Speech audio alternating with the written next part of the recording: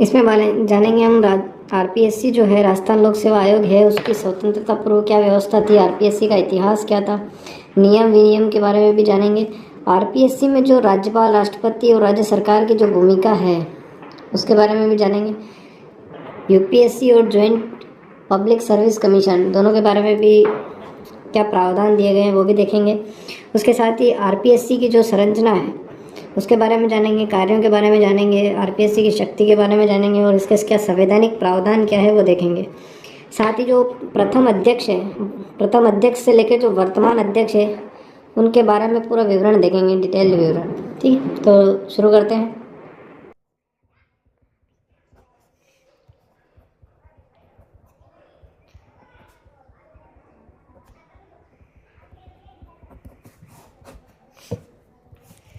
अगर इसकी स्थापना की बात करें तो रियासत काल में शुरू होते हैं। कहाँ से? रियासत काल से। रियासत काल में, रियासत काल में 3 ही जगहों पर ऐसी थी राजस्थान के अंदर जहाँ पे लोक सेवा आयोग काम करते थे। पहला कौन सा? जोधपुर, जोधपुर। दूसरा जयपुर, तीसरा बीकानेर। ये 3 जगह ऐसी थी। लेकिन जो देश आज़ाद हुआ उससे पहले मतलब एक जगह ऐसी भी थी, एक रियासत ऐसी भी थी जहाँ इसी को चयन समिति के नाम से जाना जाता था। किस नाम से? चयन समिति के नाम से। चयन समिति कहाँ पर थी? तो उदयपुर रियासत में। कहाँ पर? उदयपुर रियासत के अंदर। ठीक है। अब अगर आरपीएससी की स्थापना की अगर बात करें, आरपीएससी की स्थापना की, तो स्थापना कैसे हुई? स्थापना एक अध्यादेश के द्वारा लाई गई। तो आरपीएससी अध्यादेश 1949, ये अध्यादेश है। ये प्रभाव में कब आया? तो 20 अगस्त 1949 को ये प्रभाव में आया। ठीक, 20 अगस्त 1949 को। इसकी एक धारा है। कौन सी है धारा? धारा 1, धारा 1(3). इस धारा के तहत स्थापना की गई आयोग की। वो कब की गई? आयोग की स्थापना की गई। किसकी? आयोग की स्थापना की गई। कब की गई स्थापना? ये 20 तारीख है, लेकिन यहाँ है 22 तारीख, 22 दिसंबर 1949। ठीक है। एक्ट कब प्रभाव में आया? तो 20 अगस्त 1949। आयोग की स्थापना हो गई 20 दिसंबर 1949 को। जब इसकी स्थापना हुई तो आयोग की, तब इसका हेडक्वार्टर कहाँ रखा गया था? जयपुर में। कहाँ रखा गया? जयपुर में। और इसकी अगर संरचना की बात करें, उस समय इसकी संरचना कैसी थी, इसमें कितने सदस्य थे, कितने अध्यक्ष थे? तो इसकी संरचना थी 1+3 की, 1+2 की। ठीक है। एक तो होता था अध्यक्ष और 2 सदस्य। पहले अध्यक्ष कौन थे? एस के घोष, एस के घोष। और 2 सदस्य थे। एक सदस्य का नाम था एन आर पांडोरकर और दूसरा थे देवीशंकर तिवारी, देवीशंकर तिवारी। लेकिन अगर वर्तमान में अगर बात करें कि वर्तमान में इसकी संरचना क्या है, तो देख लेते हैं वर्तमान में इसकी संरचना कैसी है। वर्तमान संरचना, वर्तमान में 1+7 की स्ट्रक्चर है इसकी। 1+7, एक अध्यक्ष और 7 सदस्य। ये जो संरचना है वो कब से 1+7 की जो स्ट्रक्चर फॉलो कर रहे हैं वो कब से कर रहे हैं? तो वो कर रहे हैं 22 जून 2011 से। कब से? 22 जून 2011 से। ये पहली बार अगर बात करें कि पहली बार 7 सदस्य कब आरपीएससी में हुए? तो जून 2013 से, जून 2013 के अंदर।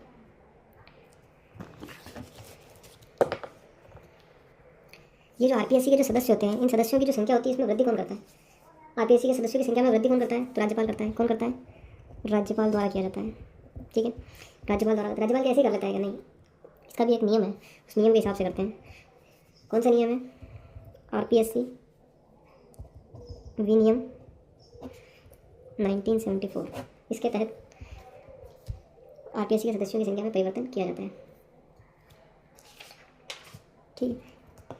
अब ये जो स्ट्रक्चर है, इसका मतलब एक फ्लो देखना हो अगर कैसे क्या फ्लो है, तो वो मैं बताता हूँ। देखो कि संरचना कैसी है, आरपीएससी काम कैसे करती है और उसकी संरचना में कौन कौन से पद हैं। क्योंकि सिर्फ 7 सदस्य तो सारा काम संभाल नहीं पाएंगे, तो एडमिनिस्ट्रेशन तो होगा ही उसका। सबसे ऊपर होता है अध्यक्ष, अध्यक्ष के नीचे होते हैं सदस्य। ठीक, अध्यक्ष तो एक ही होता है, सदस्य 7 होते हैं। इसके नीचे कौन होता है? सचिव रैंक का जो अधिकारी होता है, सचिव रैंक का जो अधिकारी यानी कि आईएएस होता है। ठीक है, आईएएस जो होता है वो एक अलग पोस्ट होती है। इसको पोस्ट क्या दे रखी होती है? परीक्षा नियंत्रक की। और एक परीक्षा नियंत्रक होता है। ठीक है, ये भी आईएएस होता है। इसके नीचे होता है संयुक्त सचिव। कौन सी पोस्ट होती है? संयुक्त सचिव। ये कौन होता है? संयुक्त सचिव आरएएस होता है। ठीक है, इसके नीचे होता है उप सचिव। अब अगर आरपीएससी के मतलब संगठनात्मक स्तर की अगर बात की जाए, किसकी संगठनात्मक की मतलब इसकी संरचना कैसी होती है?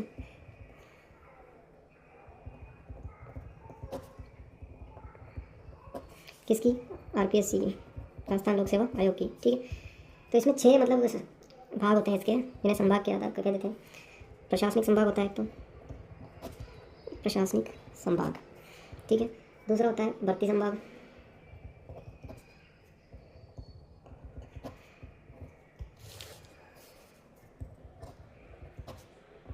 परीक्षा संभाग होता है। चौथा होता है लेखा संभाग। पांचवा होता है विधि संभाग और छठा होता है शोध संभाग।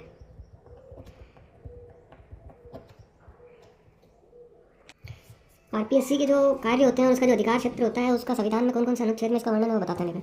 ठीक है, आरपीएससी का कार्य व अधिकार क्षेत्र कौन कौन से आर्टिकल्स में इसका उल्लेख है, कौन कौन आर्टिकल्स हैं, तो वो ध्यान रखना है। अनुच्छेद सबसे पहले 16, अनुच्छेद कौन सा 16 और 234, 315 से लेके 323 तक। ये जो आर्टिकल है, इनके अंदर आरपीएससी के बारे में बताया गया है कि कैसा इसका कार्य कहाँ करेगी, क्या क्या कार्य करेगी और इसका अधिकार क्षेत्र क्या क्या होगा उसके बारे में। लेकिन जो आरपीएससी के अंदर जो इसके कार्य क्षेत्र में, अधिकार क्षेत्र में नहीं आते, वो पद कौन कौन से हैं। ये जो अधिकार क्षेत्र है इससे बाहर रखे गए हैं। अधिकार क्षेत्र से बाहर कौन कौन से पद रखे गए हैं, तो राज्यपाल वाला सबसे पहला, राज्यपाल। राजभवन के जो कार्मिक हैं उनको भी इसके अंदर शामिल नहीं किया गया है। महाधिवक्ता को नहीं किया गया है, महाधिवक्ता को भी इसमें शामिल नहीं किया गया है। और लोक जो अभिभावक होता है, लोक अभिभाषक, इसको भी इसके अंदर शामिल नहीं किया गया है। और एक राजस्थान सिविल सेवा, सिविल सेवा अपील अधिकरण, इसके जो सदस्य होते हैं इनको भी इसमें शामिल नहीं किया गया है। ठीक है,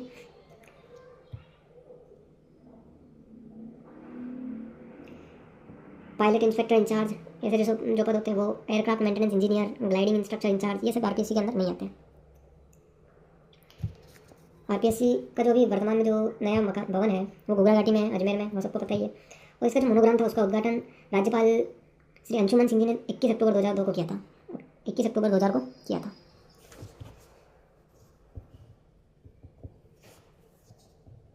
अनुच्छेद 16 कहता है कि जो लोक नियोजन होंगे या सरकारी सर्विसेज होगी, उनके अंदर जो अवसर की क्षमता होगी सभी के लिए। ठीक है, राज्य के अधीन किसी भी पद पर अगर नियोजन या नियुक्ति की जाएगी तो संबंधित विषयों में सभी नागरिकों के लिए अवसर की क्षमता होगी।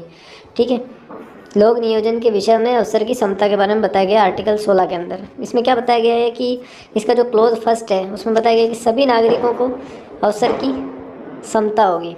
ठीक है, क्लोज सेकंड क्या कहता है इसका, कि राज्य के अधीन किसी नियोजन या पद के संबंध में केवल धर्म के आधार पर, जाति के आधार पर, क्षेत्र विशेष के आधार पर भेदभाव नहीं किया जाएगा। ठीक है, धर्म, जाति, लिंग, किसी की भी आधार पर भेदभाव नहीं किया जाएगा, चाहे वो मूलवंश हो जाए, उसका उद्भव हो जाए, कुछ भी हो, है ना।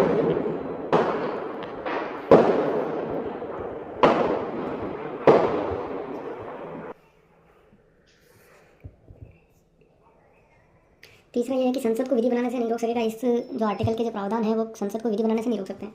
ठीक है, इस अनुच्छेद 16 के क्लोज 3 में क्या कहा गया, संसद को विधि बनाने से नहीं रोक सकते हैं।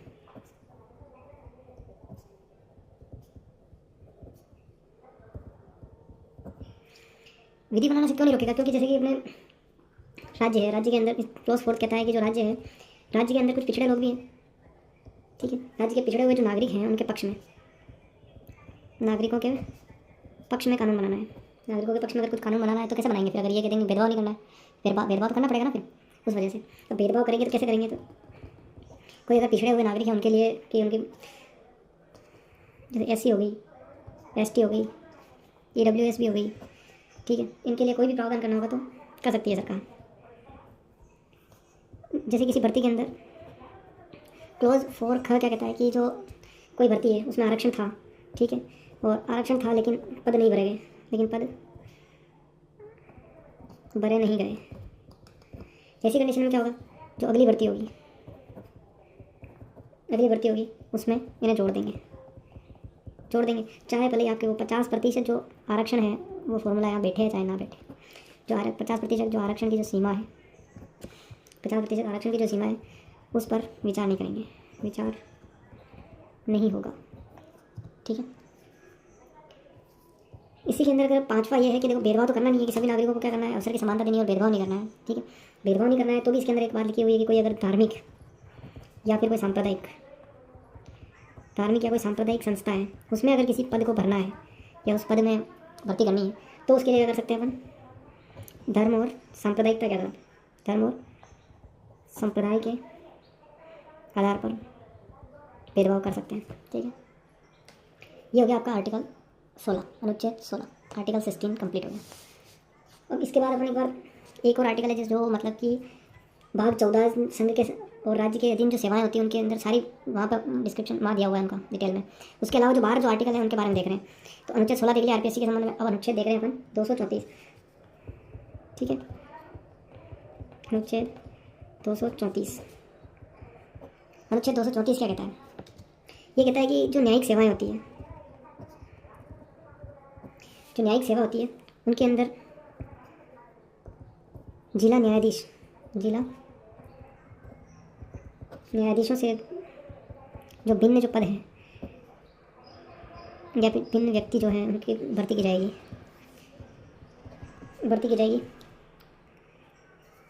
वो गवर्नर या तो आरपीएससी से करवा देगा। ठीक है, अपन या तो आरपीएससी से करवा देगा या फिर किसी अन्य संस्था से करवाएगा, या किसी अन्य संस्था से करवाएगा। लेकिन इसमें क्या करेगा, जो हाई कोर्ट है उस हाई कोर्ट से परामर्श लेने के बाद ऐसा काम करेगा। ठीक है, अब ये क्यों बताया गया है, क्योंकि भर्ती तो कराएगी लेकिन किसकी नहीं कराएगी, जिला न्यायाधीशों की नहीं कराएगी, इसके लिए अलग से ही है। ठीक है, इसकी भर्ती नहीं कराएगी न्यायिक सेवा के पदाधिकारियों की। लेकिन कोर्ट में और भी जो दूसरी विभिन्न जो पद हैं, जो विभिन्न व्यक्तियों की भर्ती की जाती है, वो कौन कराएगा, गवर्नर। किससे करवाएगा, आरपीएससी या किसी अन्य संस्था से। कब कराएगा, हाईकोर्ट के परामर्श के बाद। अब देख लेते हैं भाग 14। हमने जो देखा था अभी कि आर्टिकल एक तो 16, 234 और 315 से लेके 323 तक ये जो आर्टिकल पढ़ने थे, जो अपन ने आर्टिकल 16 पढ़ लिया, आर्टिकल 234 पढ़ लिया, 315 से 323 कहाँ पे है, जो भाग 14 है संविधान का उसके अंदर है। भाग 14 क्या कहता है, संघ और राज्य के अधीन सेवाएं, संघ और राज्य के अधीन सेवाएं। ठीक है, भाग 2 के अंदर अध्याय है 2। कितने अध्याय, 2। पहला अध्याय क्या कहता है, सेवाओं के बारे में बताता है, सेवाएं कौन सी, क्या फलाना डेगा। ये अध्याय 2 क्या कहता है, लोक सेवा आयोग। किसके बारे में, लोक सेवा आयोग। अपन क्या पढ़ रहे हैं, लोक सेवा आयोग। तो ये अपन को क्या पढ़ना है, लोक सेवा आयोग के बारे में पढ़ना है। तो आ जाओ आर्टिकल के ऊपर आ जाते हैं। आर्टिकल 315। ठीक है, आर्टिकल 315। आर्टिकल 315 क्या कहता है कि संघ और राज्यों के लिए एक लोक सेवा आयोग होगा। बस सिंपल सी बात कहता है तो। ठीक है, क्या कहता है, संघ और राज्यों के लिए लोक सेवा आयोग होगा। क्या होगा, संघ और राज्यों के लिए लोक सेवा आयोग होगा। इसके बाद आर्टिकल 316 क्या कहते हैं। हम इन सारे आर्टिकल को डीप में पढ़ेंगे, लेकिन अभी एक बार सिर्फ क्विक ऊपर से देख रहे हैं कैसे क्या है, कौन से आर्टिकल में क्या है, कौन से आर्टिकल में क्या है, इस प्रकार। अब जब लोक सेवा आयोग होगा तो उसमें कोई सदस्य भी होंगे। ठीक है, उनकी नियुक्ति भी होगी, उनकी पदावधि भी होगी, उनके बारे में देखना है। तो सदस्यों की नियुक्ति और पदावधि के बारे में इसमें दिया गया है, कितनी क्या पदावधि होगी। 317, आर्टिकल 317 क्या कहते हैं, जो लोक सेवा आयोग है, लोक सेवा आयोग है, उनका कोई जो लोक सेवा आयोग है उसके किसी भी सदस्य को कैसे हटाया जाएगा या फिर निलंबित किया जाएगा। कैसे तो वो हटेगा और कैसे उसको निलंबित किया जाएगा उसके बारे में बताया गया। अब है आर्टिकल 318।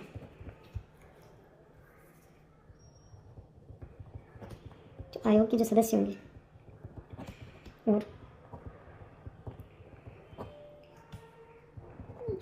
कर्मचारियों की जो सेवक शर्तें हैं,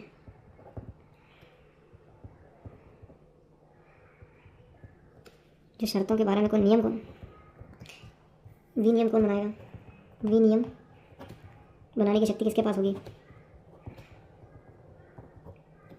ठीक है, अब इसके बाद है आर्टिकल 319। कौन सा है, आर्टिकल 319।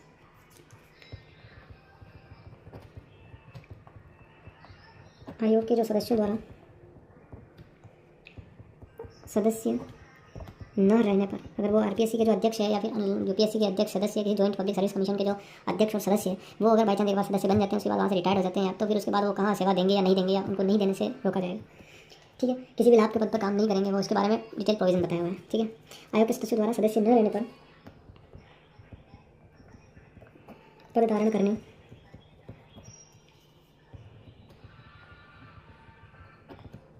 संबंध में प्रतिषेध। ठीक है, इसके बाद आता है आर्टिकल 330। ये क्या बताता है? लोक सेवा आयोग के कार्य। ठीक है, और अगला क्या कहता है? कार्य या फिर जो कृत्य है ये कृत्य। और अगला यह कहता है कि जो लोक सेवा आयोग है इसके कार्य या फिर जो कृत्यों हैं, कार्यों या फिर कृत्यों का विस्तार करने की शक्ति किसके पास है?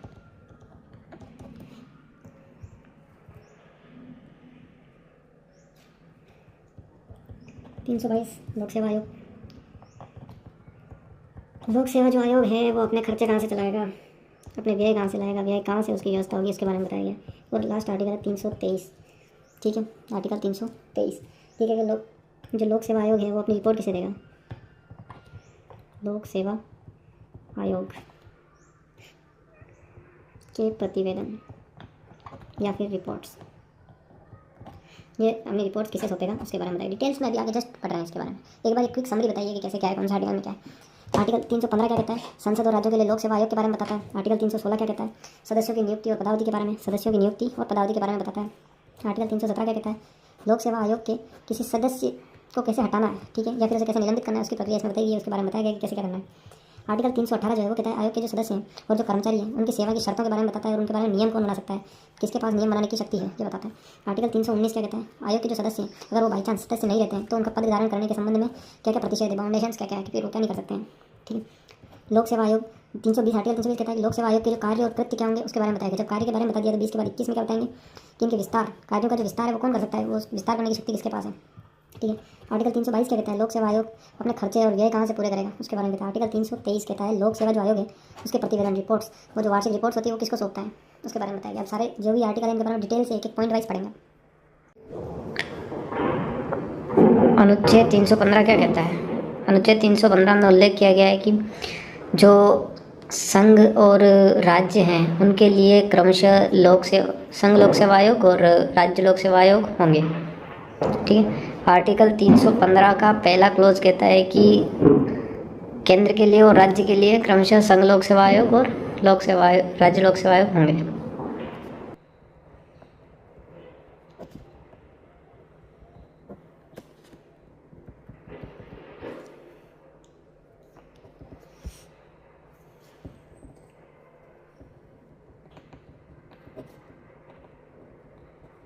इसका दूसरा क्लोज कहता है कि संयुक्त आयोग भी हो सकता है। अगर कोई राज्य या एक से अधिक राज्य चाहे कि उनके लिए एक ही आयोग कार्य करे तो ऐसा भी हो सकता है। जैसे कि लेकिन उसके लिए क्या करना होगा कि जो प्रत्येक राज्य होगा जो ऐसे कंडीशन चाहता है वो प्रत्येक राज्य अपने जो विधानमंडल है, प्रत्येक राज्य के विधानमंडल, और अगर विधानमंडल के अंदर अगर एक सदन है तो एक सदन से और दो सदन है तो दोनों सदनों से विधानमंडल के सदनों द्वारा प्रस्ताव पारित करना होगा उन्हें। ठीक है, प्रस्ताव पारित करना होगा। ठीक है, प्रस्ताव पारित करने के बाद इस प्रस्ताव को संसद के पास भेजेंगे और संसद क्या करेगी?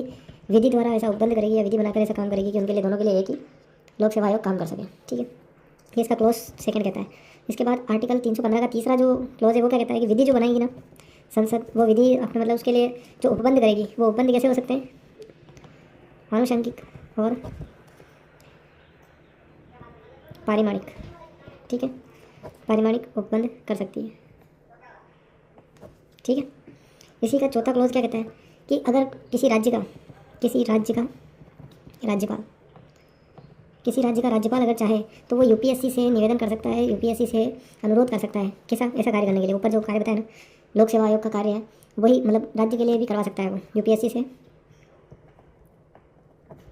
ऐसा कार्य करने के लिए अनुरोध कर सकता है। ठीक है, अनुरोध करता है। अगर राज्यपाल से कोई अनुरोध करता है तो फिर क्या होगा? राष्ट्रपति का जो अनुमोदन होगा, राष्ट्रपति के अनुमोदन से वो काम होगा।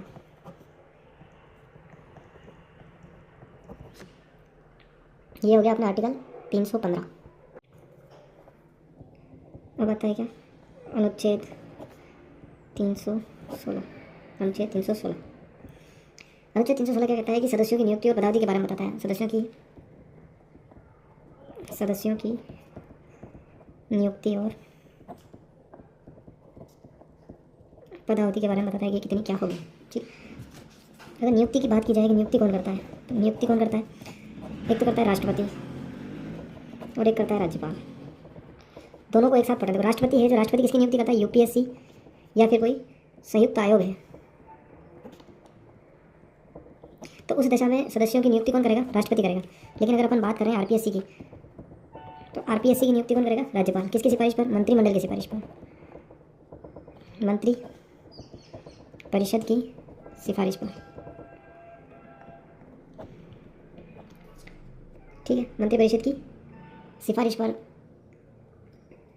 अब इन सदस्यों के बारे में एक और बात बता देता हूँ आपको कि ये जो सदस्य होंगे, ये सदस्य, आधे सदस्य तो ऐसे होने चाहिए जो केंद्र सरकार या फिर राज्य सरकार में, राज्य सरकार के अंदर 10 वर्ष की सेवा का अनुभव हो, जिन्हें 10 वर्ष की सेवा का अनुभव रखते हो, एक्सपीरियंसड हो। ठीक है, और जो बचे हुए जो आधे सदस्य होंगे, ठीक है, आधे सदस्य ऐसे होंगे जो मतलब कि राजनीतिज्ञ भी हो सकते हैं, वकील भी हो सकते हैं, शिक्षाविद भी हो सकते हैं, पत्रकार भी हो सकते हैं, उनको नियुक्त किया जाएगा।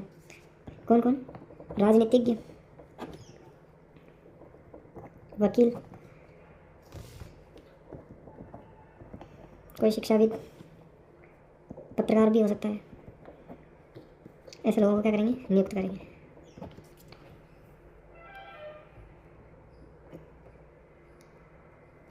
और ये जो सदस्य जो नियुक्त हो गए, इनके लिए कोई मतलब न्यूनतम जो शैक्षणिक योग्यता का कोई प्रावधान नहीं है।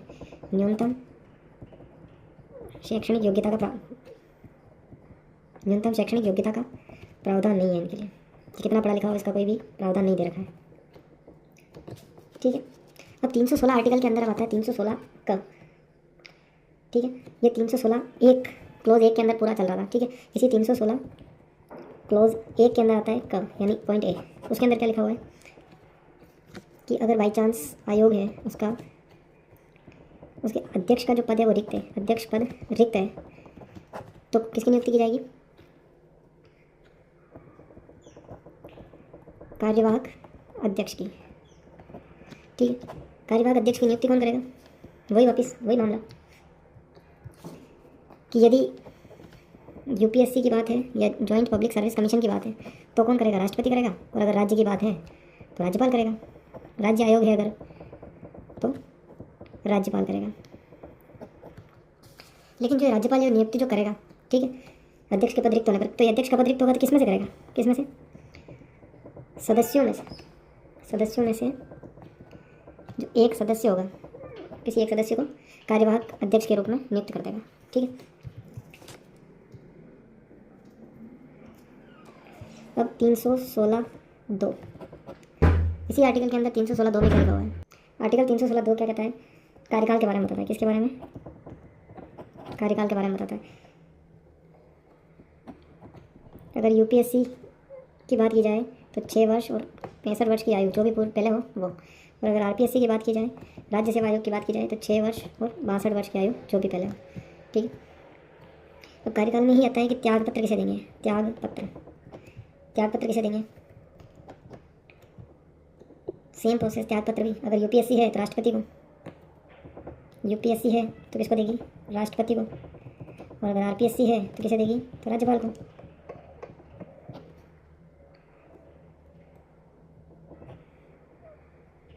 ये तो बात होगी त्याग पत्र की। अगर बाई चांस कोई चाहे तो उसको यहाँ से निकाला भी तो जा सकता है। तो कार्यकाल को खत्म किया जा सकता है, यानी कि उसको कार्यकाल से पहले ही उसको नौकरी से निकालना, जिसे कहते हैं पद से हटाना। वो किसमें है, तो इसमें बता रखा है कि 316(2) ख, इस क्लोज में बता रखा है 316(2) ख। इस क्लोज में क्या बता रखा है कि आर्टिकल 317 के अंदर जो प्रोसेस दी हुई है उसका पालन करके 317 आर्टिकल की प्रोसेस को फॉलो करके हटा सकते हैं। ठीक है, ये हो गया आपका आर्टिकल 312(2), 316(2).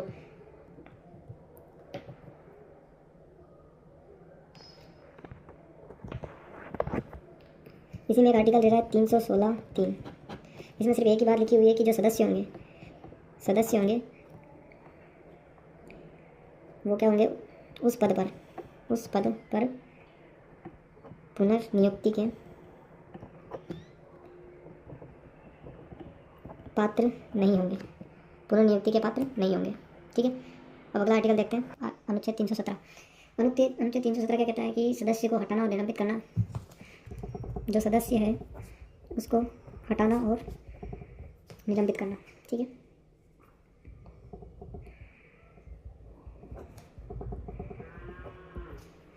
हटाना और निलंबित करने की क्या प्रक्रिया है, इसका क्लोज फर्स्ट है 317 क्लोज 1। ये क्या कहता है कि सदस्य को हटाने का अधिकार किसको है, राष्ट्रपति को। सुप्रीम कोर्ट की जांच के बाद कौन हटाएगा, तो राष्ट्रपति हटाएगा। कौन हटाएगा, राष्ट्रपति। ठीक है, कौन हटाएगा, राष्ट्रपति हटाएगा सुप्रीम कोर्ट की जांच के बाद।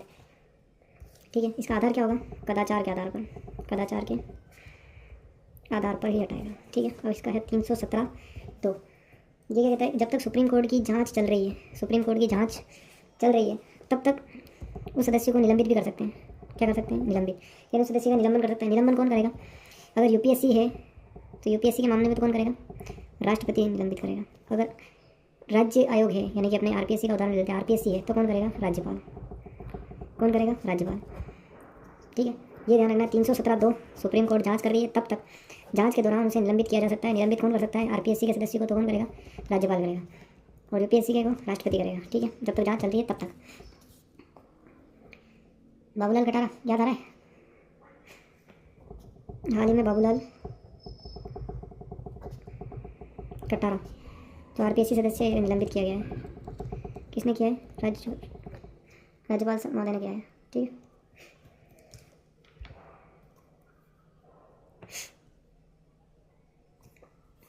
अब 317(3) आर्टिकल 317 में चल रहा है। 317 में एक तो ये हो गया, दूसरा ये हो गया और तीसरा ये। ठीक है, 317 ही चल रहा है। 317 में तीसरा क्लोज क्या कहता है कि राष्ट्रपति आदेश के द्वारा भी हटा सकता है। राष्ट्रपति क्या कर सकता है, डायरेक्ट आदेश देके हटा सकता है।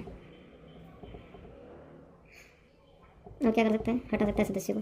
ये कब कर सकता है, 3 कंडीशन में। या तो वो क्या हो गया, दिवालिया, उसे क्या कर दिया है, दिवालिया घोषित कर दिया है किसी भी न्यायालय ने, या फिर वो मानसिक या शारीरिक रूप से सक्षम नहीं है, मानसिक या शारीरिक असमर्थता है तब। तीसरा क्या कारण है कि किसी कंपनी में या किसी भी जगह पर अन्य कोई लाभ के पद पर कार्य कर रहा है।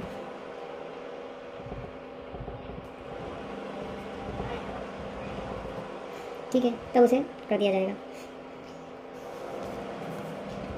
317(4) क्या कहता है कि लाभ का पद, बाई चांस वो किसी अन्य लाभ के पद पे है, ऊपर वाले से अन्य जो लाभ के पद पे है किसी कंपनी में है, चाहे प्रत्यक्ष अप्रत्यक्ष रूप से कैसे भी, अगर वो लाभ के पद पर कार्यरत है या कहीं से सैलरी उठा रहा है, कुछ भी हो रहा है, तो कैसे, तो उसको क्या माना जाएगा, कदाचार का दोषी। क्या माना जाएगा, कदाचार का दोषी, कदाचार का दोषी माना जाएगा। ठीक है, ये हो गया आर्टिकल 317।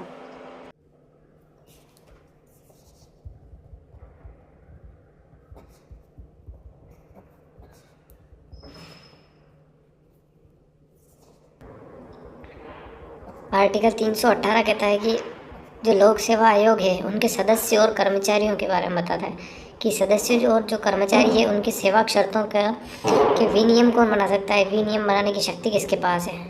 ठीक है, लोक सेवा आयोग के सदस्य और कर्मचारियों के सेवा शर्तों के विनियम बनाने की शक्ति किसके पास है। अगर बात करें केंद्र के अंदर, और यानी कि संघ में अगर बात करें संघ आयोग के बारे में और एक राज्य आयोग के बारे में, तो संघ में तो यह शक्ति जो होती है विनियम बनाने की शक्ति वो राष्ट्रपति के पास होती है, और वहीं अगर राज्य की बात करें तो राज्य सेवा आयोग के संबंध में तो उसमें राज्यपाल के पास होती है। और अब आरपीएससी पढ़ रहे हैं तो आरपीएससी में राज्यपाल के पास होगी।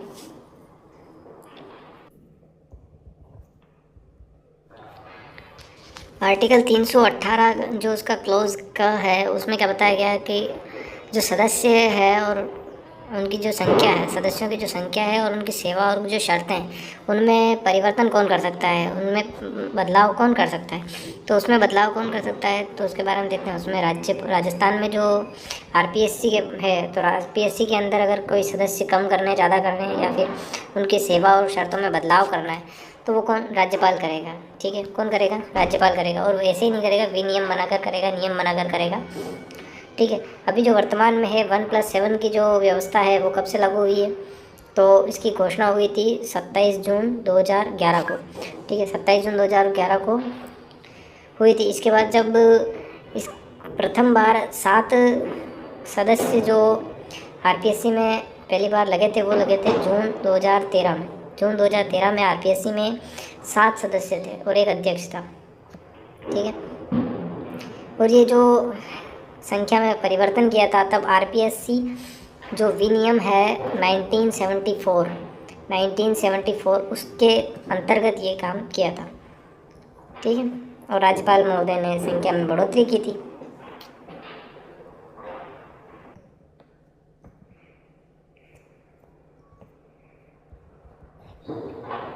आर्टिकल 318 का जो ख क्लॉज है वो क्या कहता है, वो सेम यही बात कहता है कि अब अभी सदस्यों की बात करी थी, अभी ये कर्मचारियों की बात करता है कि कर्मचारियों की संख्या और उनकी सेवा में परिवर्तन कैसे कर सकते हैं या सेवा शर्तों में परिवर्तन कैसे कर सकते हैं उसके बारे में। लेकिन यहाँ पर एक बात ध्यान रखनी है नोट डाल के, कि जो नियुक्ति हो जाती है सदस्यों की नियुक्ति के बाद में उनमें अलाभकारी कोई परिवर्तन नहीं किया जा सकता है। ठीक है, सदस्यों की नियुक्ति के पश्चात कोई भी अलाभकारी परिवर्तन नहीं किया जा सकता है। ठीक है,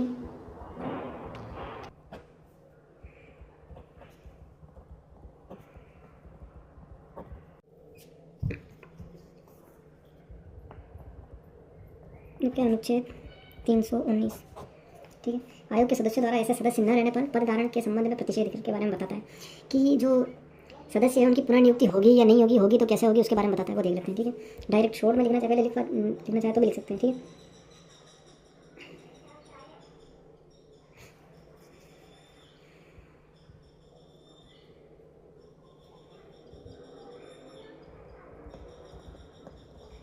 जो पुनर्नियुक्ति होगी उस पर क्या क्या फाउंडेशन है, क्या क्या प्रतिषेध है, वो बताया गया है इसके अंदर। ठीक है, अब इसमें सिर्फ इतनी सी बात याद रखनी है कि जैसे कोई सदस्य है या फिर कोई अध्यक्ष है, तो वो जिस पद पर काम कर रहा है, इस पद से अगर रिटायर्ड हो गया है, ठीक है, इससे क्या हो गया, रिटायर्ड हो गया, तो जो अगला पद होगा इससे क्या होना चाहिए, बड़ा ही होना चाहिए। ये तो छोटा पद है, इससे बड़े पद पे ही वो नियुक्त हो सकता है।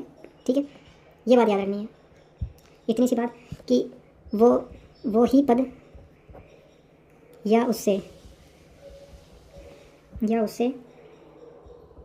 नीचे की पोस्ट नहीं लेगा। पहली बात तो ये, दूसरा ये कि इसके अलावा भी किसी में भी इसको नियुक्ति नहीं मिलेगी। भारत या राज्य सरकार के अंदर अन्य पद पर नहीं जाएगा ये। ठीक है, ये बात याद रख के करना है। जैसे कि मान लीजिए अपनी आरपीएससी है, ये आरपीएससी है, ठीक है, या फिर यहाँ पे ये कोई अन्य लोक सेवा आयोग है, अन्य किसी दूसरे राज्य का है लोक सेवा आयोग है, और एक ये है अपनी यूपीएससी। ठीक है, इसके अंदर भी किस किस का पद होता है, एक तो होता है अध्यक्ष का, एक तो होता है सदस्य और एक होता है अध्यक्ष। एक तो होते हैं सदस्य और एक होते हैं अध्यक्ष। सभी में यही है, सदस्य होते हैं और एक होते हैं अध्यक्ष। तो मान लीजिए कि जो अपना अध्यक्ष है, ये अध्यक्ष और ये सदस्य, ये जो अध्यक्ष है अपना, क्या वो दोबारा से अध्यक्ष बन सकता है क्या आरपीएससी का? नहीं बन सकता है, नहीं बन सकता है अध्यक्ष। सदस्य बन सकता है क्या? तो नहीं बन सकता है। ठीक है, न तो अध्यक्ष बन सकता है नहीं सदस्य, क्योंकि वो अध्यक्ष तो पहले ही था अपने यहाँ का, फिर रिटायर्ड हो गया तो पुनर्नियुक्ति तो होती नहीं है इसमें। और सदस्य है तो सदस्य से सदस्य थोड़ी बनेगा वापस, ये अध्यक्ष है वो सदस्य थोड़ी बनेगा, नीचे नहीं जाएगा निचली पोस्ट पे। ठीक, तो जो अध्यक्ष है आरपीएससी का वो खुद सदस्य भी नहीं बन सकता और अध्यक्ष भी नहीं बन सकता। वो क्या बन सकता है? अन्य लोक सेवा आयोग का सदस्य बन सकता है क्या? तो सदस्य भी नहीं बन सकता है। क्यों? सदस्य तो अध्यक्ष से नीचे वाली पोस्ट है। इसके बाद जो अध्यक्ष है वो किसी अन्य लोक सेवा आयोग का अध्यक्ष बन सकता है क्या? हाँ बिल्कुल बन सकता है। ठीक है, क्योंकि वो किसी अदर स्टेट में है और वो उससे हायर पोस्ट ही होगी, उसके एक्सपीरियंस काउंट होएगा ना उसमें, तो ऊपर वाली पोस्ट हो जाएगी वो, तो वो अध्यक्ष बन सकता है। वो यूपीएससी का सदस्य भी बन सकता है, क्योंकि यूपीएससी बड़ी संस्था है। ठीक है, ये राज्य लेवल की है, वो संघ लेवल की है। ठीक है, पूरे भारत के अंदर देखती है, तो उसके अंदर सदस्य बन सकता है कौन? अध्यक्ष, और उसका अध्यक्ष भी बन सकता है क्योंकि वो तो वैसे ही बड़ी पोस्ट है। ठीक है, तो आरपीएससी से जो रिटायर्ड होता है अध्यक्ष, वो अध्यक्ष सदस्य नहीं बन सकता, खुद आरपीएससी का अध्यक्ष नहीं बन सकता, लेकिन दूसरे अन्य लोक सेवा आयोग का अध्यक्ष बन सकता है, लेकिन सदस्य नहीं बनेगा। ठीक है, इसका यूपीएससी का सदस्य भी बन सकता है, यूपीएससी का अध्यक्ष भी बन सकता है। ठीक है, अब जो सदस्य होते हैं आरपीएससी के, वो क्या पुनः वापस सदस्य बन सकते हैं क्या? तो सदस्य नहीं बनेंगे क्योंकि सेम पोस्ट होगी, सदस्य नहीं बनेंगे। लेकिन आरपीएससी का सदस्य अध्यक्ष बन सकता है। क्या बन सकता है? अध्यक्ष बन सकता है। किसी अन्य दूसरे लोक सेवा आयोग का सदस्य बन सकता है क्या? नहीं। सदस्य कैसे बनेगा? सेम पोस्ट पे जाएगी ना वापस, तो इससे छोटी पोस्ट पे वापस नहीं जा सकता, लेकिन दूसरे के अध्यक्ष पद पर जा सकता है। ठीक है, यूपीएससी का सदस्य भी बन सकता है वो, और यूपीएससी का अध्यक्ष भी बन सकता है। ठीक है, ये हो गया अपना आर्टिकल 319।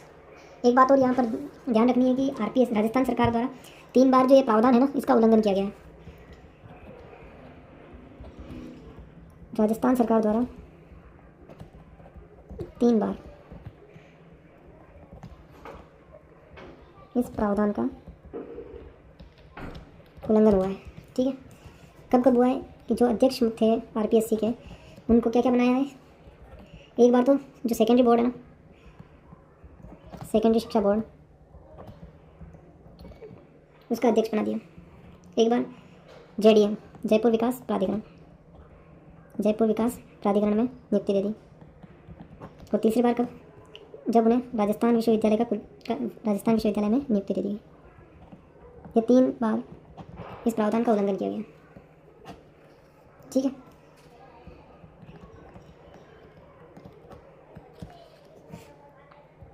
अब है आर्टिकल 320 पढ़ते हैं ना। अब है अनुच्छेद 320। 320 क्या कहता है? अनुच्छेद 320 कहता है लोक सेवा आयोग के कार्य क्या होंगे। लोक सेवा आयोग के कार्य,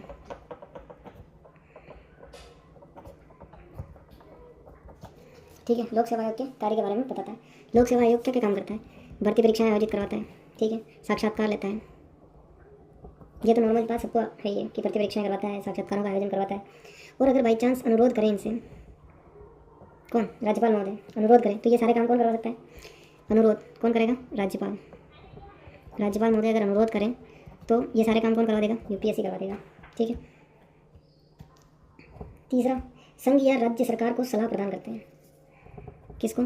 सलाह। अगर बाई चांस लोक सेवा आयोग है कौन सा? संघ वाला, यानी यूपीएससी है तो किसको सलाह दे सकता है? केंद्र सरकार को। और अगर आरपीएससी है तो किसको देगा? राज्य सरकार को। क्या दे सकता है? सलाह देना। ये भी इसका कार्य है। लेकिन एक बात याद रखना है कि ये जो सलाह होती है ना, ये क्या है? बाध्यकारी नहीं होती है, बाध्यकारी नहीं। ठीक है, अब सलाह में भी आप कौन कौन सी सलाह दे सकता है? तो कर्मचारियों की,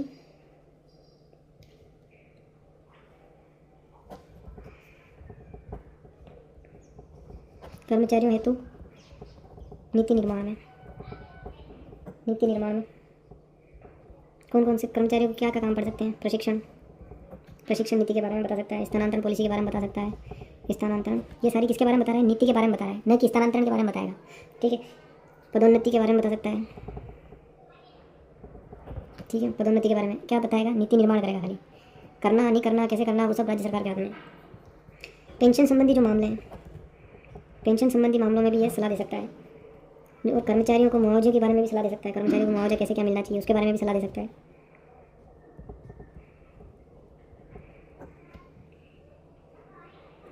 भाई जान, ये पदोन्नति है, पदोन्नति है, पदोन्नति के मामले में क्या करेगा? पदोन्नति में अनुभव में छूट संबंधी मामले। ठीक है, कोई एक सर्विस है, कोई एक सेवा है, उसका अन्य सेवा में विलय,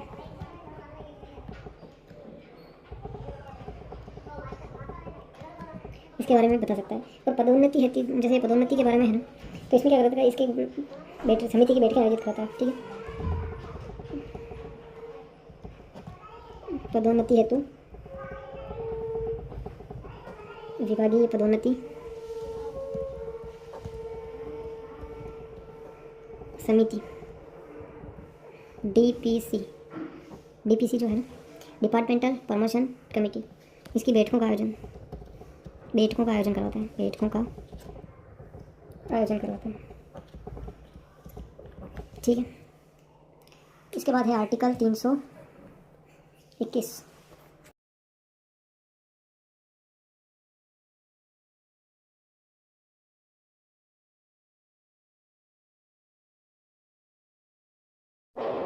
आर्टिकल 321 क्या कहता है कि जो संघ लोक सेवा आयोग हुआ चाहे राज्य लोक सेवा आयोग हुआ, उसके जो कृत्यों का विस्तार करने की शक्ति है वो किसके पास होगी? इसके कार्यों में अगर विस्तार करना चाहते हैं तो संघ के अंदर संसद करेगी और राज्य के अंदर राज्य विधानमंडल करेगा। अगर किसी राज्य के अंदर दोनों सदन है तो दोनों सदनों से पारित करना पड़ेगा, और अगर एक सदन है तो एक सदन से पारित करना पड़ेगा। अनुच्छेद 322 आर्टिकल 322 ये क्या कहता है? ये बताता है कि जो व्यय है उसके बारे में, कि आरपीएससी और यूपीएससी जेपीएससी जो है उनके खर्चे कहाँ से चलेंगे, वेतन भत्ते कहाँ से मिलेंगे उनके सदस्यों को, उसके बारे में बताता है। तो यूपीएससी जो होगा वो जो संघ की जो संचित निधि होगी, संघ की संचित निधि, वहाँ से उसको वेतन भत्ते और अन्य खर्चे वहाँ से भुगतान किए जाएंगे। ठीक है।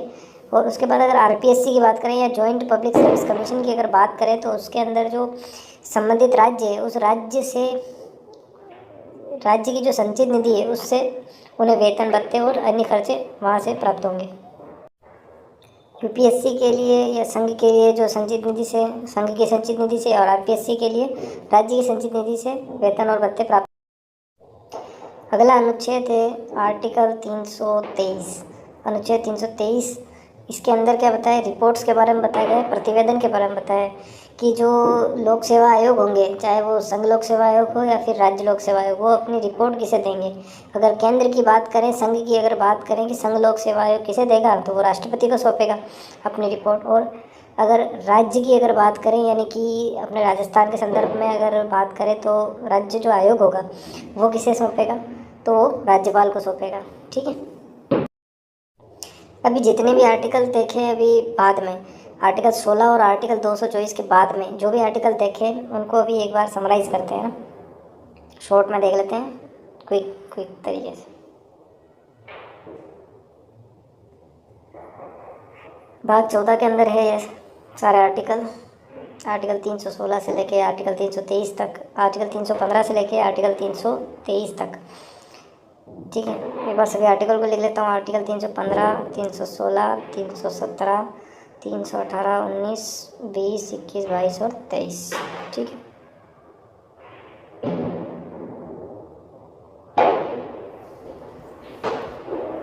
आर्टिकल 315 क्या कहता है? गठन के बारे में कहता है कि सभी राज्यों के लिए एक लोक सेवा आयोग होगा। ठीक है।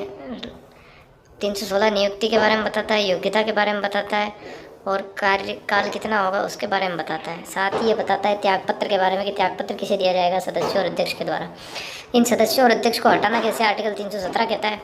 318 आर्टिकल जो कहता है वो कहता है एक सदस्यों की संख्या में जो परिवर्तन किया जाएगा वो कैसे किया जाएगा। ठीक है। उनकी सेवा शर्तों हैं उनके बारे में बताया गया है आर्टिकल 318 के अंदर। आर्टिकल 319 क्या बताता है? पुनर्नियुक्ति के बारे में, इन सदस्यों की पुनर्नियुक्ति के बारे में बताता है। आर्टिकल 320 क्या कहता है? कार्य बताता है। आर्टिकल 330 और 321 कार्यों का विस्तार करने की शक्ति। ठीक है। आर्टिकल 322 बताता है व्यय के बारे में कि इनके खर्चे कहाँ से होंगे। आर्टिकल 323 रिपोर्ट्स के बारे में बताता है। एक बार क्विक रिवीजन। 315 गठन के बारे में बताता है। आर्टिकल 316 नियुक्ति, योग्यता, कार्यकाल और त्यागपत्र। नियुक्ति, योग्यता, कार्यकाल और त्यागपत्र। 317 हटाएंगे कैसे सदस्यों को। आर्टिकल 318 क्या कहता है? सदस्य संख्या और उसकी सेवक शर्तें। सदस्य संख्या और सेवक शर्तें। ठीक है। आर्टिकल 319 कहता है पुनर्नियुक्ति के बारे में। पुनर्नियुक्ति के बारे में कहता है आर्टिकल 319। 320 आरपीएससी यूपीएससी के कार्यों के बारे में बताता है, और कार्यों का जो विस्तार अगर करना है तो वो 321 के अंदर आएगा। आर्टिकल 322 बताता है व्यय के बारे में, खर्चों के बारे में, सेवा भत्तों के बारे में, वेतन के बारे में। ठीक है। आर्टिकल 323 क्या कहता है कि ये जो आयोग है वो अपनी रिपोर्ट किसे सौंपेंगे। ठीक है। तो राज्य के संदर्भ में राज्यपाल को और केंद्र के संबंध में राष्ट्रपति को।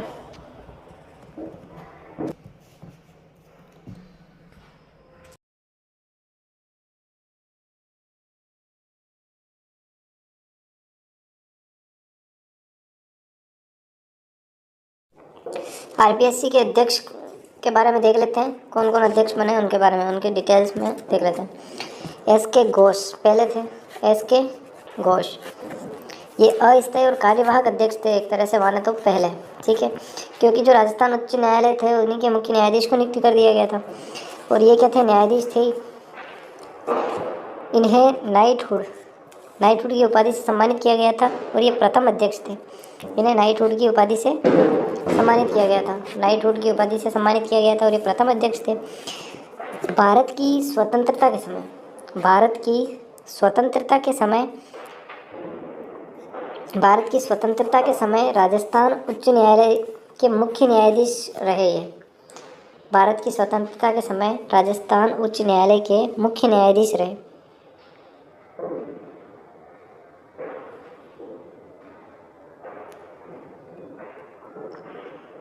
ये एक वरिष्ठ आईएएस अधिकारी थे। ये क्या थे? वरिष्ठ आईएएस अधिकारी थे।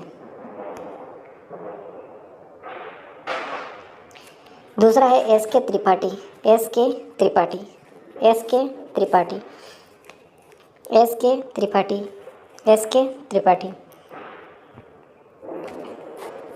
यह क्या थे? प्रथम स्थायी अध्यक्ष, प्रथम स्थायी अध्यक्ष, प्रथम स्थायी अध्यक्ष। कौन थे? एस के त्रिपाठी, एस के त्रिपाठी प्रथम स्थायी अध्यक्ष। इन्होंने गेल इंडिया लिमिटेड में अपनी सेवाएं दी, गेल इंडिया लिमिटेड में अपनी सेवाएं दी। क्या? स्वतंत्र बाहरी मॉनिटर थे इसमें, गेल इंडिया लिमिटेड के अंदर। इन्होंने पेट्रोलियम और प्राकृतिक गैस मंत्रालय में सचिव के पद पर कार्य किया, ठीक है, और इसी से ये सेवानिवृत्त हुए। पेट्रोलियम और प्राकृतिक गैस मंत्रालय में सचिव थे और इसी से ये सेवानिवृत्त हुए थे। भारतीय जो दूतावास है, भारतीय दूतावास, उसके अंदर भारतीय दूतावास टोक्यो, कहाँ पे? टोक्यो में इन्होंने अपनी सेवाएं दी। भारतीय दूतावास टोक्यो में, भारतीय दूतावास टोक्यो में अपनी सेवाएं दी। मानव संसाधन मंत्रालय के अंदर भी ये सचिव रहे। मानव संसाधन मंत्रालय है उसमें भी ये सचिव रहे। मानव संसाधन मंत्रालय में सचिव रहे। मानव संसाधन मंत्रालय, मानव संसाधन विकास मंत्रालय में सचिव रहे। इनके बारे में और भी अगर देखें तो ये सचिव रहे थे माध्यमिक और उच्च शिक्षा विभाग के, माध्यमिक और उच्च शिक्षा विभाग, ठीक है। सचिव रहते हैं किसमें? माध्यमिक और उच्च शिक्षा विभाग में, ठीक। नोएडा के संस्थापक के रूप में भी इन्हें जाना जाता है, नोएडा के संस्थापक के रूप में भी जाना जाता है। सीईओ भी यही रहे, नोएडा के संस्थापक और सीईओ, नोएडा के संस्थापक और सीईओ एस के त्रिपाठी, ठीक है। आगरा मंडल के अंदर ये आयुक्त थे 1978 से 80 तक।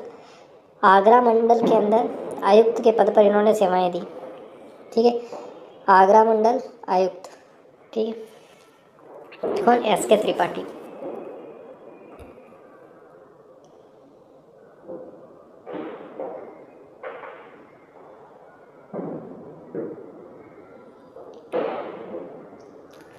अगले अध्यक्ष साहब हैं डीएस तिवारी जी।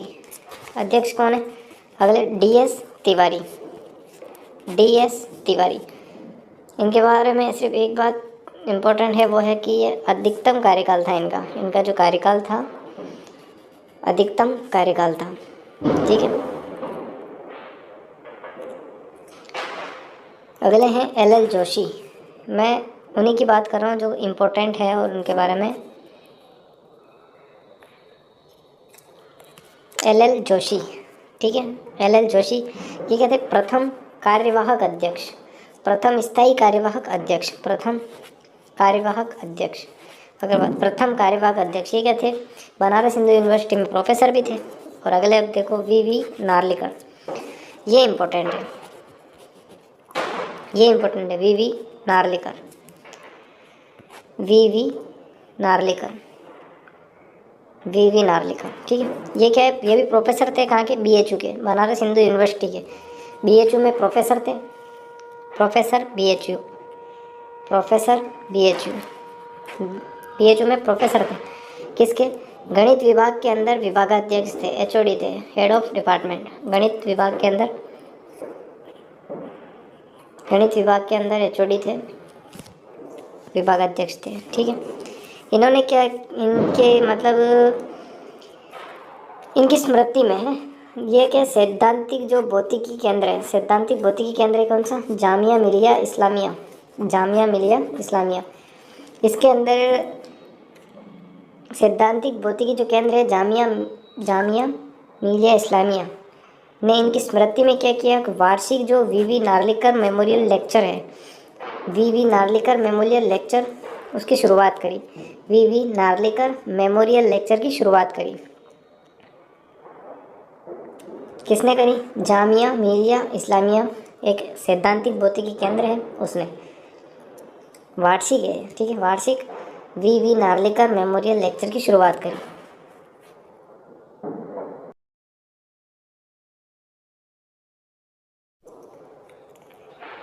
इन्हें 2 पुरस्कार दिए गए, कौन कौन से? एक तो आइजैक न्यूटन स्टूडेंटशिप और दूसरा क्या है? रेले पुरस्कार। आइजैक न्यूटन स्टूडेंटशिप और रेले पुरस्कार इनको दिए गए। पूना विश्वविद्यालय है, उसके अंदर ये गणित के प्रोफेसर थे। पूना विश्वविद्यालय में गणित के प्रोफेसर के रूप में भी इन्होंने अपनी सेवाएं दी। पूना विश्वविद्यालय में गणित के प्रोफेसर के रूप में इन्होंने अपनी सेवाएं दी। और रॉयल एस्ट्रोनॉमिकल जो सोसाइटी है, इनका फेलो चुना गया था इनको। रॉयल एस्ट्रोनॉमिकल सोसाइटी का फेलो चुना गया। रॉयल एस्ट्रोनॉमिकल सोसाइटी का फेलो चुना गया। किसे? वीवी नार्लिकर को। इंडियन मैथमेटिकल सोसाइटी के अध्यक्ष बने। इंडियन मैथमेटिकल सोसाइटी के अध्यक्ष बने कौन? वीवी नार्लिकर। वीवी नार्लिकर इंडियन मैथमेटिकल सोसाइटी के अध्यक्ष भी रहे। इंडियन मैथमेटिकल सोसाइटी के अध्यक्ष भी रहे। अगले हमारे जो अध्यक्ष महोदय हैं वो है हनुमान प्रसाद जी। हनुमान प्रसाद। हनुमान प्रसाद। हनुमान प्रसाद।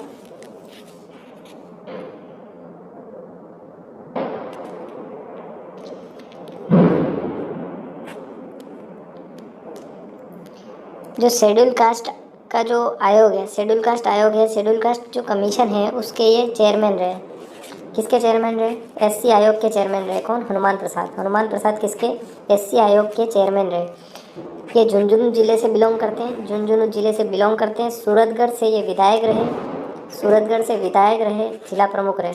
इम्पोर्टेंट है हनुमान प्रसाद, ठीक है, हनुमान प्रसाद इम्पोर्टेंट। हनुमान प्रसाद एससी आयोग के चेयरमैन रहे। हनुमान प्रसाद एससी आयोग के चेयरमैन रहे। उसके बाद झुंझुनू जिले के सूरतगढ़ से विधायक भी रहे, जिला प्रमुख भी रहे और आरपीएससी में अध्यक्ष भी रहे।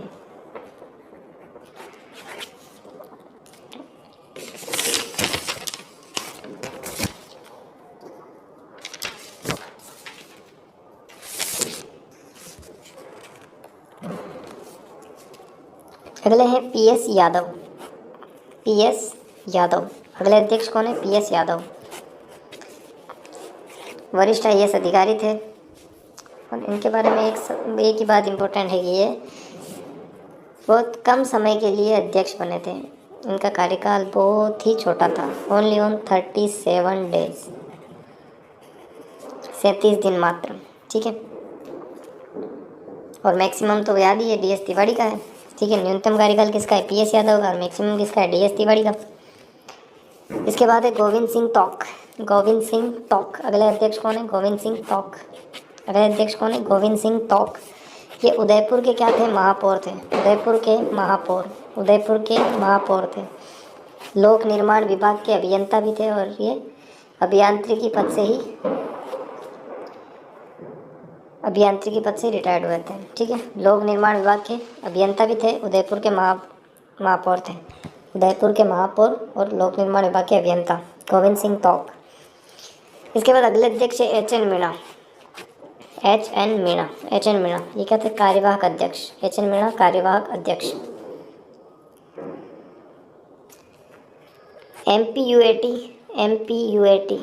एमपीयूएटी उदयपुर स्पोर्ट बोर्ड के चेयरमैन रहे। एमपीयूएटी और उदयपुर स्पोर्ट जो बोर्ड है उसके चेयरमैन के पद पर किसने कार्य किया?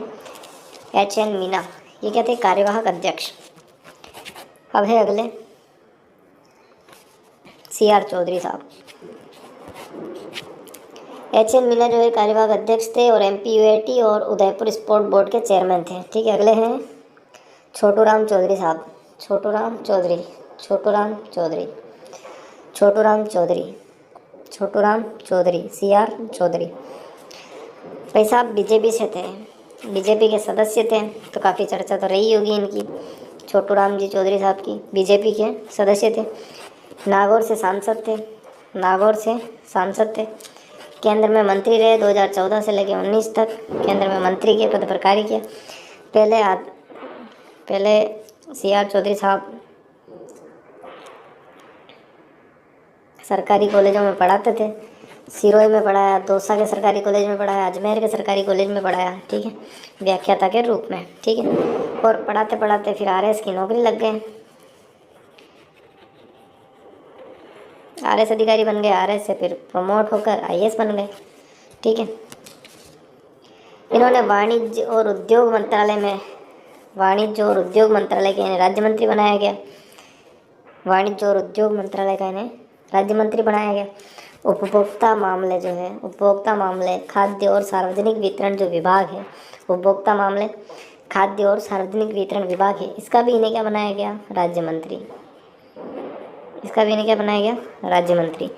मकराना परबतसर रेल सेवा का शुभारंभ करने वाले भी यही थे। व्याख्याता, सरकारी कॉलेजों में व्याख्याता थे।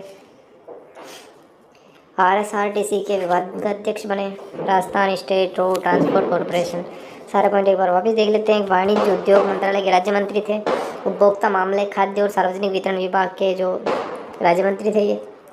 सिरोही, दौसा, अजमेर, इन सरकारी जो कॉलेज हैं इन्होंने व्याख्याता के रूप में सेवाएं दी।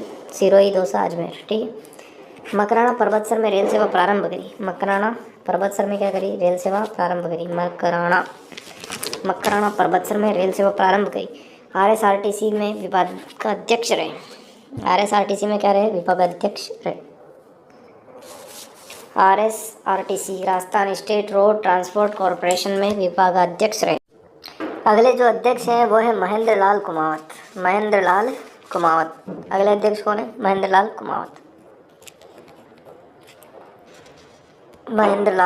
कुमावत।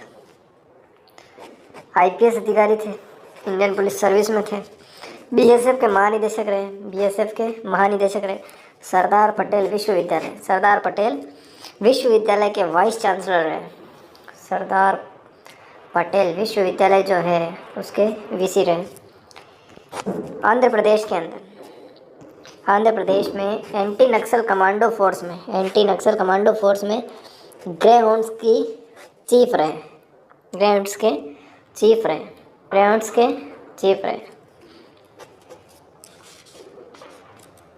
विजय व्यास समिति है उसके ये क्या रहे? सदस्य। विजय व्यास समिति के सदस्य रहे। विजय व्यास समिति के सदस्य जो सदस्य रहे किसके? विजय व्यास समिति के सदस्य रहे महेंद्र लाल कुमावत। राष्ट्रपति पुलिस पदक से सम्मानित किया गया। राष्ट्रपति पुलिस पदक के साथ साथ राजस्थान आपराधिक न्याय विश्वविद्यालय के कुलपति बनाया गया। राष्ट्रपति पुलिस पदक दिया गया और राजस्थान आपराधिक न्याय विश्वविद्यालय के कुलपति बनाया गया। इन्होंने राष्ट्रीय पुलिस विश्वविद्यालय का प्रस्ताव रखा। किसका? राष्ट्रीय पुलिस विश्वविद्यालय का प्रस्ताव रखा। राष्ट्रीय पुलिस विश्वविद्यालय का प्रस्ताव भी रखा था। अगले जो हमारे अध्यक्ष हैं RPSC के वो थे प्रोफेसर BM शर्मा।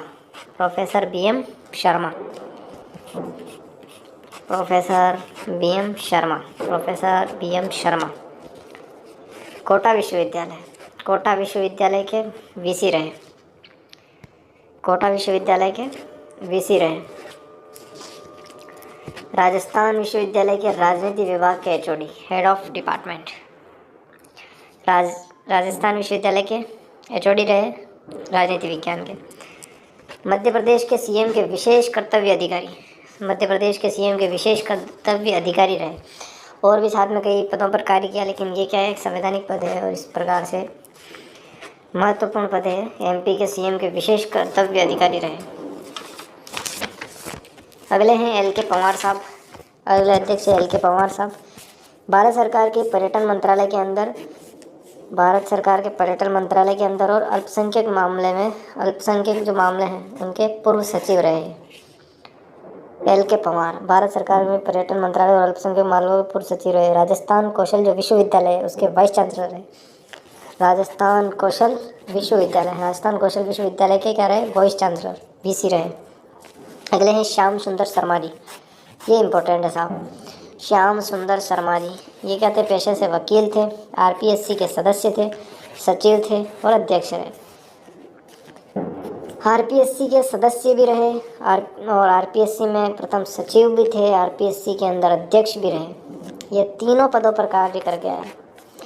इन्होंने इस्तीफा दिया और मनोहर विधानसभा से चुनाव लड़े, लेकिन किस्मत खराब थी, हार गए। RPSC के सदस्य, RPSC के सचिव, RPSC के अध्यक्ष रहे, पद से इस्तीफा दिया, मनोहर विधानसभा से चुनाव लड़े लेकिन हार गए, किस्मत खराब थी। ठीक है, श्याम सुंदर शर्मा जी। और उसके बाद है राधेश्याम जी गर्ग, RSS के कार्यकर्ता थे, बस इतना सा है और कुछ। RSS के कार्यकर्ता थे राधेश्याम जी गर्ग। इसके बाद है दीपक उप्रेती, ये इम्पोर्टेंट है वापस। ये संयुक्त सचिव रहे, ठीक है, संयुक्त सचिव के पद पे अपनी सेवाएं दी। परिवहन आयुक्त रहे, चिकित्सा और स्वास्थ्य विभाग के प्रमुख सचिव रहे, संभागीय आयुक्त रहे अजमेर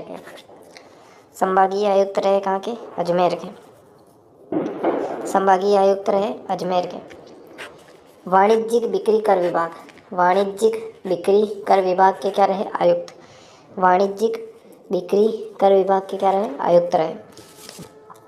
अतिरिक्त मुख्य सचिव भी रहे, एडिशनल चीफ सेक्रेटरी भी रहे, मुख्य सतर्कता आयुक्त भी रहे। बताओ कितने पदों पर कार्य किया इन्होंने।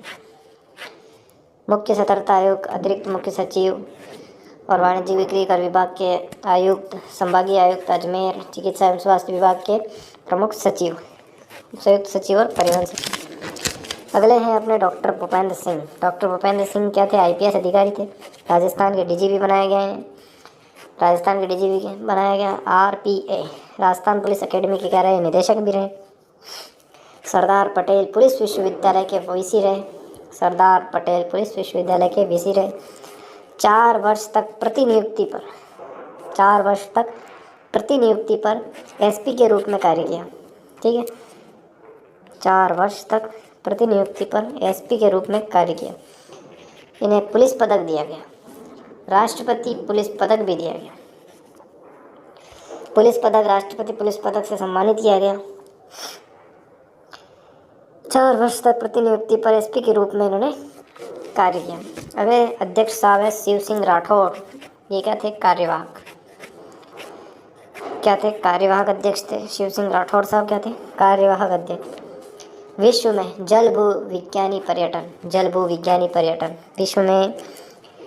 भू विज्ञानी शब्द गढ़ने का श्रेय किसे जाता है, शिव सिंह राठौर साहब को। किसको, शिव सिंह राठौर साहब कार्यवाहक अध्यक्ष थे। विश्व में जल भू विज्ञानी पर्यटन शब्द गढ़ने का श्रेय जाता है। मारवाड़ रत्न से इन्हें सम्मानित किया गया था। नगर सुधार न्यास जोधपुर के न्यासी थे, जोधपुर के न्यासी भी थे। नगर सुधार न्यास जोधपुर के न्यासी भी थे। अध्यक्ष के पद का निर्वहन करने वाले सबसे युवा व्यक्ति, RPSC के अंदर जो अध्यक्ष के पद का जो निर्वहन करने वाले सबसे युवा व्यक्ति, हालांकि कार्यवाहक अध्यक्ष थे लेकिन सबसे युवा थे, कौन, शिव सिंह राठौर। इन्होंने ऑन स्क्रीन मार्किंग प्रणाली में को चलाने में बहुत योगदान दिया और इन्हीं के समय स्टार्ट हुई ऑन स्क्रीन मार्किंग प्रणाली।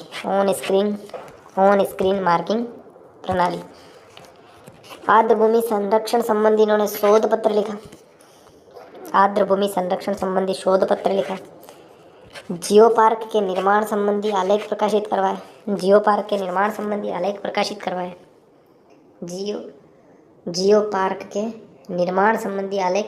किए। ठीक है, ऐसे थे हमारे डॉक्टर शिव सिंह राठौर साहब, कार्यवाहक अध्यक्ष। अगले अध्यक्ष साहब के बारे में पढ़ते हैं। अगले अध्यक्ष थे जसवंत सिंह राठी। जसवंत सिंह राठी, ये भी क्या थे? कार्यवाहक अध्यक्ष। जसवंत सिंह राठी कार्यवाहक अध्यक्ष। राजस्थान पोलो क्लब के मानक सदस्य थे। राजस्थान पोलो क्लब के मानक सदस्य थे। इन्होंने किताब लिखी, मेरा युद्ध कैंसर के विरुद्ध। मेरा युद्ध कैंसर के विरुद्ध किसकी थी? जसवंत सिंह राठी की। मेरा युद्ध कैंसर के विरुद्ध। इंडियन न्यूज़पेपर सोसाइटी के क्या थे? सदस्य। इंडियन न्यूज़पेपर सोसाइटी के सदस्य थे। Rajasthan chamber of commerce and industry के क्या थे? सदस्य। Rajasthan chamber of commerce and industry के क्या थे? सदस्य। राजस्थान राज्य बीज निगम के निदेशक थे। इन्होंने राजस्थान राज्य बीज निगम के निदेशक थे। इन्हें पुरस्कार कौन कौन से दिए गए? कलमश्री पत्रकार के अंदर सदस्य है। पत्रकार के अंदर इंडियन न्यूज़पेपर सोसाइटी में सदस्य है, तो इनको पत्रकार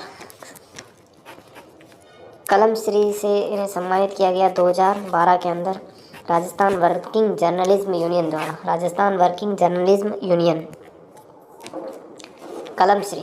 कलमश्री 2012। अगले अध्यक्ष साहब है संजय क्षत्रिय, IPS साहब है। क्या है IPS? संजय क्षत्रिय, जयपुर रेंज महानिदेशक।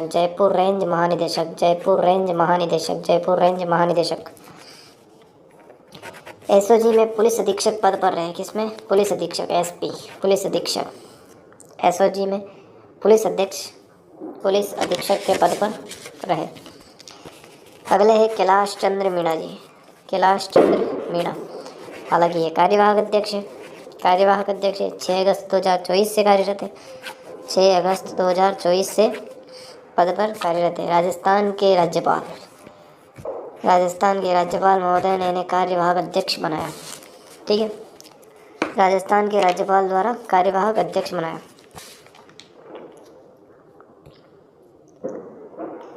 ये तो हो गए आज अध्यक्ष सारे। अब हम देखते हैं वर्तमान में RPSC के अध्यक्ष और सदस्यों के बारे में। सदस्य के बारे में अगला वीडियो देखेंगे। यार ये बहुत लंबा हो गया, 1 घंटे से ऊपर निकल रहा है। ठीक है, तो अभी वर्तमान में जो RPSC के जो अध्यक्ष हैं उनके बारे में, सदस्यों के बारे में देख लेते हैं। कार्यवाहक अध्यक्ष अभी देख ही लिया है, कैलाश चंद्र मीणा जी ये सदस्य है। सदस्य को ही कार्यवाहक अध्यक्ष बनाया है। अब सदस्यों में देखें तो लेफ्टिनेंट कर्नल केसरी सिंह राठौड़, कहाँ के हैं? नागौर के। लेफ्टिनेंट कर्नल केसरी सिंह राठौड़ ये कहाँ के हैं? नागौर के हैं। कैलाश चंद्र मीणा जी हैं जो सदस्य हैं और कार्यवाहक अध्यक्ष भी हैं, कैलाश चंद्र मीणा। अगले हैं अय्यूब खान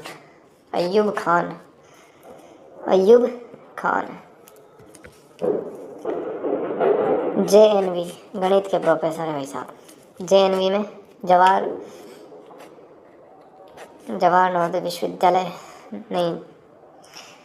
जवाहरलाल नेहरू विश्वविद्यालय गणित के प्रोफेसर हैं। ठीक है, अय्यूब खान। इसके बाद संगीता आर्य जी हैं, All India Radio New Delhi की ग्रेडेड आर्टिस्ट थी ये। Sangeeta Arya ji All India Radio New Delhi के अंदर ग्रेडेड असिस्टेंट थी। All India Radio New Delhi में ग्रेडेड असिस्टेंट। ठीक है, साथ ही राजस्थान संगीत संस्थान है उसमें असिस्टेंट प्रोफेसर है। राजस्थान संगीत संस्थान में असिस्टेंट प्रोफेसर है। इन्होंने अपना राजनीतिक करियर 2013 से शुरू करा। सोजत विधानसभा चुनाव में कांग्रेस प्रत्याशी थे। सोजत विधानसभा से कांग्रेस प्रत्याशी थे। ठीक है, इसके बाद है अगले हैं अपने बाबूलाल जी कटारा साहब। अनुच्छेद 317(2) पेपर आउट, निलंबन, टाटा बाय बाय। अनुच्छेद 317 बाबूलाल जी कटारा। अनुच्छेद 317(2) राज्यपाल महोदय ने इनका क्या किया? निलंबन किया, क्योंकि इनकी जांच चल रही है सुप्रीम कोर्ट के अंदर। राष्ट्रपति ने हटाएंगे नहीं पद से जब तक निलंबित रहेंगे। डॉक्टर मंजू शर्मा अजमेर निवासी है। अजमेर की निवासी है। थोड़ा RPSC के सचिव साहब की तरफ भी नज़र डाल देते हैं। आरपीएससी के जो वर्तमान सचिव है कौन है? रामनिवास जी मेहता। रामनिवास मेहता। वर्तमान सचिव कौन है? रामनिवास मेहता। रामनिवास मेहता। रामनिवास मेहता। सचिव जेडीए। सचिव है ये Jaipur JDA Jaipur development authority के। महाप्रबंधक है Ganganagar sugar gills limited. Ganganagar sugar gills limited. जिला आबकारी अधिकारी पे रहे। वर्तमान में जो परीक्षा नियंत्रक वो कौन है? आशुतोष गुप्ता। आईएएस अधिकारी साहब, आईएएस आशुतोष गुप्ता जी। ठीक है, मिलते हैं अगली क्लास में जिसमें सदस्यों के बारे में पढ़ेंगे। ओके, टाटा बाय बाय, फिर मिलते हैं अगली क्लास में।